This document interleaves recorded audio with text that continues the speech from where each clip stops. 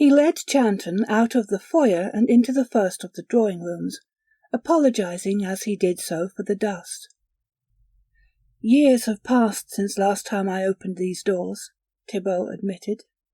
"Any particular reason why?" Chanton asked. He had been expecting such a confession. It came with the territory. His guide, as though sensing his cynicism, merely smiled and said, "The customary one, I expect." "That centre won't hold, though." Chanton's eyes were roaming over the brass candlesticks and the mirrored walls, dulled with dust. "It's all very well in the old tales to have the haunted lodge, abandoned for centuries, but we aren't children, are we, Thibault? A place with a history like this ought to be overrun with thrill-seekers, at the very least. You'll have to devise a better explanation than that, I'm afraid." Thibault grinned. Only an evening's acquaintance, and he already liked the man. For a month they had corresponded facelessly, through a few calls and the occasional letter, and then last week Chanton had suggested that they meet at last. It had been easy, eerily easy, for Thibault to put a face to the voice that he had heard so often over the phone. Pushing through the smoke-filled room and edging past the dancing bodies, he approached the stranger at the bar and said, "Mr. Chanton?" "How did you know me?"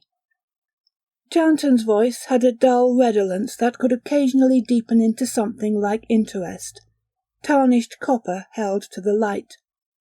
His face was untanned, his eyes dark, and moving with a vague, secretive humour. Thibault did not know whether it would be politic to tell the man that he had recognized him by the air of desperation that infected his face as utterly as it did his voice.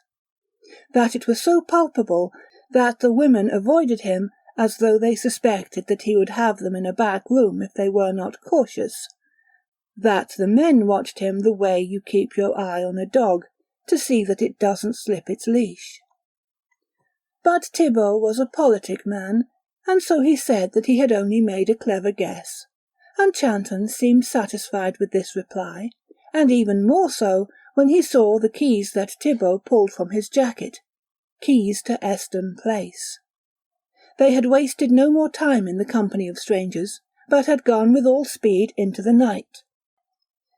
And now here they were beneath the domed ceiling, the dimming twilight sun staining the eastern wall of the drawing-room, and Thibault began to wonder himself why this Chanton was the first stranger to come looking for a glimpse of Eston Place. "I suppose it was because so few people are acquainted with its history. I'm amazed, I'll confess, that you discovered as much as you did." Chanton shrugged. His face was as unreadable as stone, but his gaze moved over it all with a rapid interest, as if he were tasting the room with his eyes. Thibault wondered if he liked what he had sampled so far. The vast chamber, save for the French windows, the candlesticks, and the mirrors, was made of white ivory. It must have cost a fortune for the owners to construct that world of reflected pallor. Thibault could only imagine how it must have appeared half a century ago. They used to draw the curtains, erect an additional gallery of mirrors in this room, and then set rows of candles before them, he remarked, to create an illusion of an immense space, a duplication of infinity.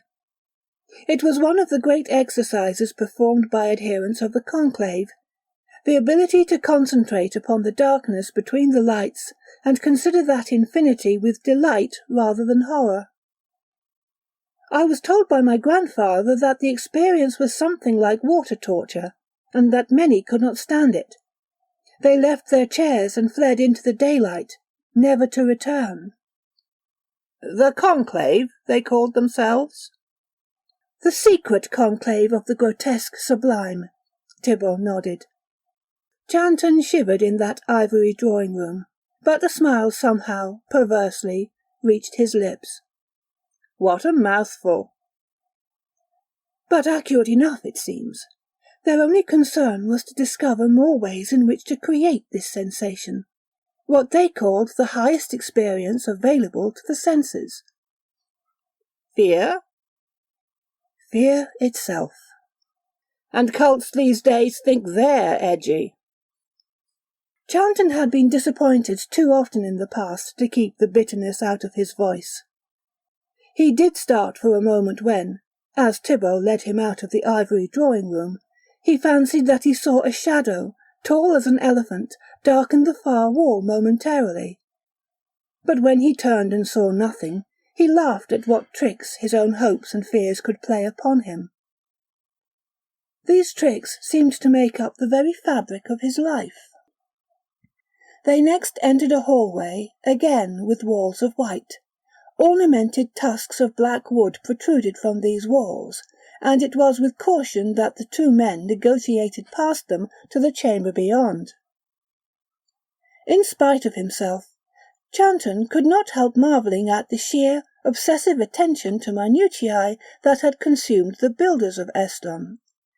Not only had they made a cavern of teeth out of a simple hallway, but they had somehow constructed it in such a way that Chanton felt as though he walked at a slant, as though there was a crookedness in how the high walls met the ceiling. It was dizzying and exhilarating, and Chanton felt his heart burn beneath the pressure of these stimuli. He gave a soft cry when they passed out of the hallway and into the chamber beyond. Whether it was gladness or repulsion that he felt, he could not tell, and he wondered whether that was not part of the charm. The hall had expanded into a circular chamber, roofed by a parabolic ceiling, beneath which shimmered a pool of dark water. The walls on either side were ribbed like the nave of a church, and Thibaut's electric torch, as it flashed from one end of the chamber to the other, seemed an inconsequential grain of light in an ocean of darkness. The pool easily occupied as great a space as the floor of the ivory drawing-room. It was like stepping into the vast lower jaw of a whale. Thibaut smiled at Chanton's shock. This place apparently had that effect on people quite often, he said. Or so my grandfather claimed. He said that they would come here on certain days of the week, one at a time, and gaze into the waters.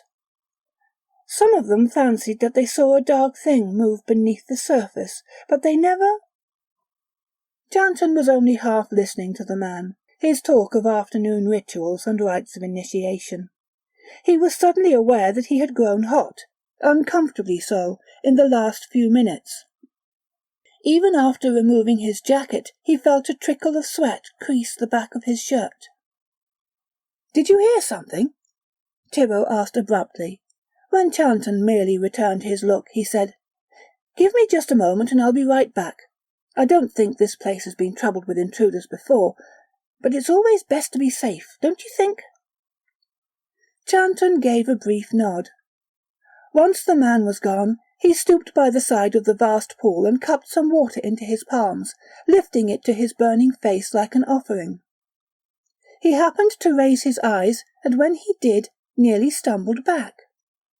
Thibaut had left the electric torch behind, and as Chanton followed the direction of its beam, he saw that the waters a yard away had begun to ripple. But there was nothing underneath, he told himself. Couldn't be. It was his reason, his dumb, bull-headed reason, that kept him calm. Yet while he crouched there, motionless, watching the approaching darkness beneath those waters, he felt his flesh grow wet with perspiration and his knees inclined towards buckling with a cowardice that he had never felt before, never in city alley, country road, the quiet of solitude, or the loneliness of a crowd. The next instant he nearly laughed. The darkness that he had seen was merely the reflection cast by a banner of black cloth that hung from the rafters of the chamber. A sudden draught must have stirred it, and its movement then threw a shadow upon the waters, causing him to startle. The knowledge was both a relief and a rancour. Was this how he titillated himself then, by imagining perils only to have them evaporate into nothingness? How much lower could one fall, to thrill at the mind firing upon itself, exhilarate in the imagination's own capacity for engineering terror. He very nearly hated himself at that moment. Thibault returned then with a shrug of self-deprecating bemusement. Chanton looked up at him almost wonderingly. The man was smiling, but he looked a little worse for wear himself, and Chanton saw him replace a handkerchief that he had been using to wipe his forehead. Perhaps, Chanton thought, the place was beginning to get to him as well. "No one there," Thibault said. "Guess I must have been hearing things. Easy to do here. The acoustics in this place are mad." "Why don't you just give me the rest of the tale, so that we can get out of here then?" "The rest?" Thibault blinked. "I know that something happened to the conclave. Something ended them. What was it?" Thibault was now leading him back down the hallway of teeth and into the familiar world of the ivory drawing-room.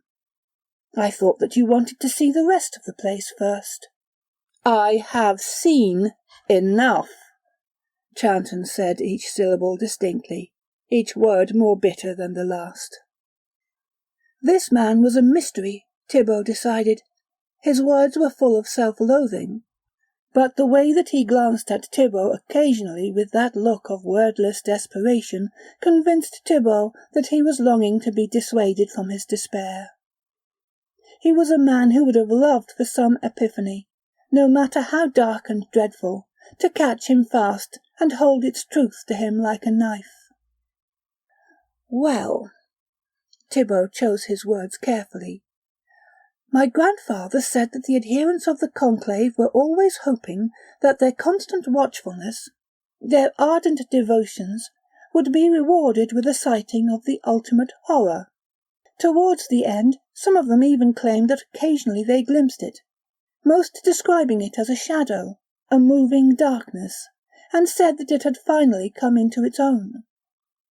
That was when my grandfather began to think that some of them had gone mad, or began to be afraid that perhaps they hadn't gone mad at all, and that it was the truth, and decided to leave Eston Place for the last time. And then, a week later, they were all gone." "What do you mean by that?" "I mean that they vanished. That no members of the conclave were ever heard from again. The property reverted to my grandfather, and he kept it under lock and key all his life." "But surely he suspected something behind their disappearance."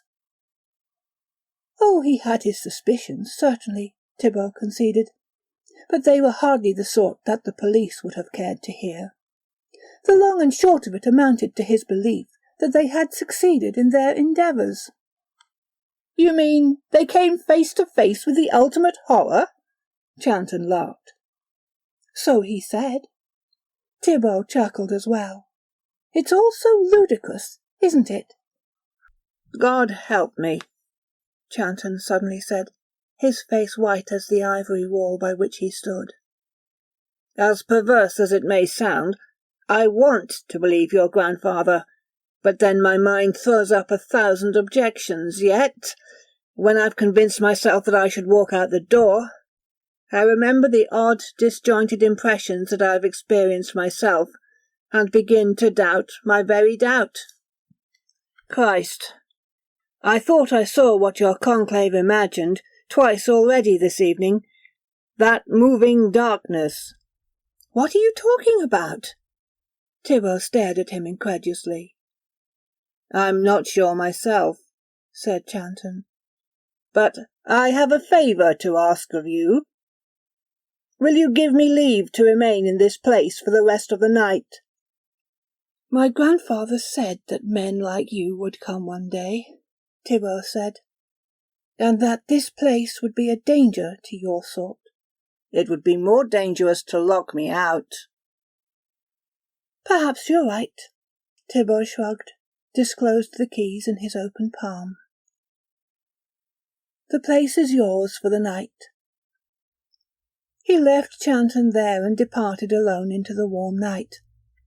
A detour through a short, lonely lane soon brought him back into town. On the street, Girls in summer dresses wafted past him, while the music of a street saxophonist merged with the thunder of traffic.